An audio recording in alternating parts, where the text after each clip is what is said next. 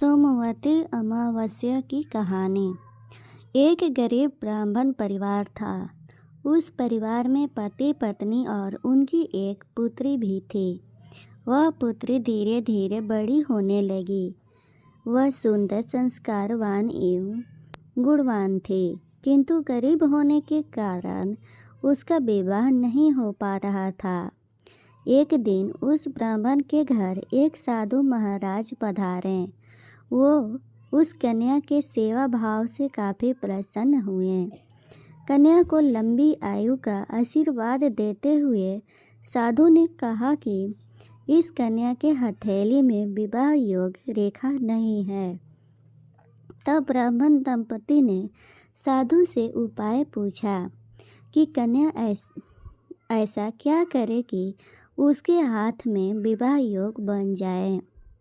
साधु ने कुछ देर विचार करने के बाद अपनी अंतर्दृष्टि से ध्यान करके बताया कि कुछ दूरी पर एक गांव में सोना नाम की धोबिन जाति की एक महिला अपने बेटे और बहू के साथ रहती है, जो बहुत ही आचार विचार और संस्कार संपन्न तथा पतिपरायण है। यदि यह कन्या उसकी सेवा करे और वह महिला इसकी शादी में अपने मांग का सिंदूर लगा दे तो उसके बाद इस कन्या का विवाह हो जाएगा। साधु ने यह भी बताया कि वह महिला कहीं आती जाती नहीं है।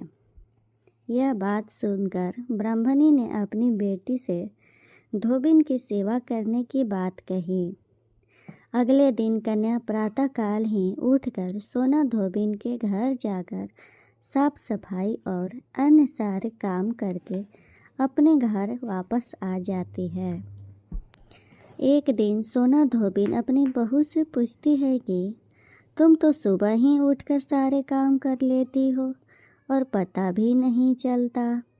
बहू ने कहा, माँ जी, मैंने तो सोचा कि आप ही सुबह उठकर सारे काम खुद ही ख़त्म कर लेती हैं।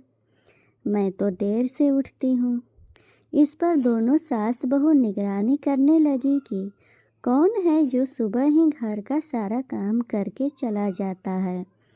कई दिनों के बाद धोबी ने देखा कि एक कन्या मुंह अंधेरे घर में आती है और सारे काम करने के बाद चली जाती है। जब वह जाने लगी तो सोना धोबिन उसके पैर पर गिर पड़ी। पूछने लगी कि आप कौन हैं और इस तरह छुपकर मेरे घर की चाकरी क्यों करती हैं। तब कन्या ने साधु द्वारा कही गई सारी बात बताई। सोना धोबिन पतिपरायण थी, उसमें तेज था। वह तैयार हो गई। सोना धोबिन के पति थोड़ा अस्वस्थ थे। उसने अपनी बहू से अपने लौट आने तक घर पर रहने को कहा। सोना धोबी ने जैसे ही अपने मांग का सिंदूर उस कन्या की मांग में लगाया, उसका पति मर गया। उसे इस बात का पता चल गया। वह घर से निराजल ही चली थी। यह सोचकर कि रास्ते में कहीं पीपल का पेड़ मिलेगा तो उसे भौरी देकर और उसकी परिक्रमा करके ही जल ग्रहण करेगी। उस दिन सोमवती अमावस्या थी।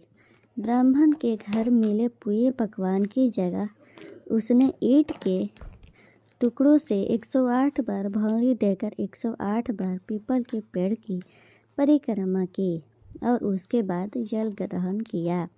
ऐसा करते ही उसके पति मुर्दा शरीर में वापस जान आ गई। धोबिन का पति वापस जीवित हो उठा।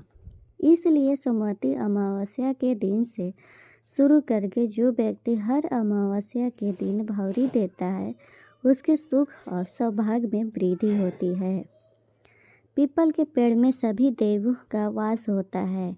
अतः जो व्यक्ति हर अमावस्या को न कर सके, वह सोमवार को पड़ने वाली अमावस्या के दिन 108 वस्तुओं की भौरी देकर सोना धोबिन और गौरी गणेश का पूजन करता है, उसे अखंड सौभाग्य की प्राप्ति होती है।